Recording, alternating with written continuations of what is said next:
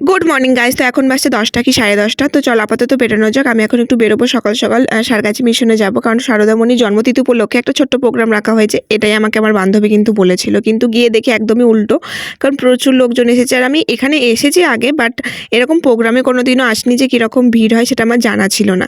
তো এখানে দেখতে পাচ্ছি উর্মিলা চলে এসেছে, রাজলক্ষ্মী ওর মতন এসেছিল, আমার এখানে আর একটা ফ্রেন্ড আছে লেরিনা, সেও এসেছিল। তো এসে দেখি এখানে খাবার দাবারেরও ব্যবস্থা রয়েছে। তো আমরা কিছুক্ষণ লাইনে দাঁড়িয়ে থাকার পর দেখতে পাচ্ছ ভিড়ের মধ্যে দিয়ে আমরা খাবারের জায়গাটায় যাচ্ছি, আর এত ভিড় কি বলবো। তো চল আপাতত যাওয়া যাক। তো আমরা ভিড় থেকে ঠেলে ভেতরের মধ্যে চলেও এসেছি, আর এখানে মাঠের মধ্যে ত্রিপল টাঙিয়ে খাওয়া দাওয়ার ব্যবস্থাটা করা হয়েছিল। তো প্রচুর লোকজন একসঙ্গে বসে খেতে পাচ্ছিল। তো এখানে দেখো আমরা খেতে বসেও গিয়েছি, আর আমাদের পাতাতে খাবার দিয়েও দিয়েছে। অনেস্টলি বলতে খাবারগুলো কিন্তু অনেক সুন্দর ছিল, বাট আমি যেহেতু আমাকে বলেনি সেজন্য আমি বাড়ি থেকে পেট ভরে খেয়ে এসেছিলাম। তো সেজন্য আমার খাবারটা নষ্ট হয়েছে। আমি না তো খাবার খুব একটা নষ্ট করি না। তো চলো খাওয়া দাওয়া তো কমপ্লিট। এদিকে সবাই আমরা একটু ঘুরে নিচ্ছিলাম, আর এতদিন পর সবার একসাথে দেখা হয়েছে বলে ছবি তোলাই শেষ হয় না। আর রাজলক্ষ্মীর ভাইকে আমরা সব কিছু ধরিয়ে দিয়েছি, তারপর আমরা নিজে নিজে ছবি তুলছিলাম। তো এদের এখনও ছবি তোলা কমপ্লিট হয়নি। তো এখানে এরা কিছুক্ষণ থাকবে, আমি বাড়ি চলে যাব, কারণ দিদি আমার জন্য ওয়েট করছে। তো আজকে মনে হয় সারাদিনটা আমি বাইরেই থাকবো, এরকমই প্ল্যান আছে আমার।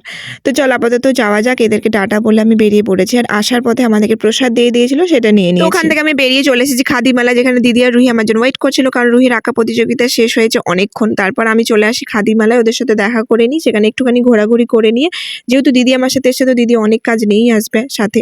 তো প্রথমে গেলাম মিক্সির দোকানে, সেখানে দিদির মিক্সিটা ঠিক করে চলে গেলাম। কুচি নাই ওদের নতুন বাড়ির জন্য, চিমনি নেবে সেই জন্য। তো দিদি চিমনি নেওয়া কমপ্লিট। তো চলাপাতত অনেকক্ষণ বাইরে রয়েছি, কিছু খাইনি, তো খেয়ে নিলাম পেয়ারা মাখা। আর পাশেই বিক্রি হচ্ছিল ভুটিয়াদের সেই সোয়েটারগুলো। তো কালেকশনগুলো এবার আমার খুব একটা ভালো লাগেনি। তো ওগুলো দেখে আমরা চলে আসি বিশাল মার্কেটে। দিদির কিছু কেনাকাটি করার ছিল সেই জন্য। আর আমি বিশালে এসেছি, কিছু জুতো দেখবো না সেটা তো হতেই পারে না। তো আমার অনেকগুলো জুতোই বেশ ভালো লেগেছিল। এই জুতোটা বেশ ভালো লেগেছে, বাট আমি নিইনি এখন আপাতত।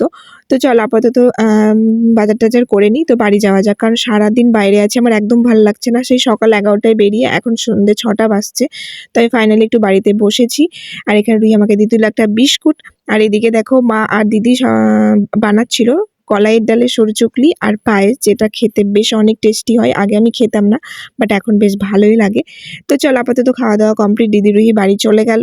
আজকের মতন এইটুকুনি, দেখা হচ্ছে নেক্সট ব্লগে। টাটা।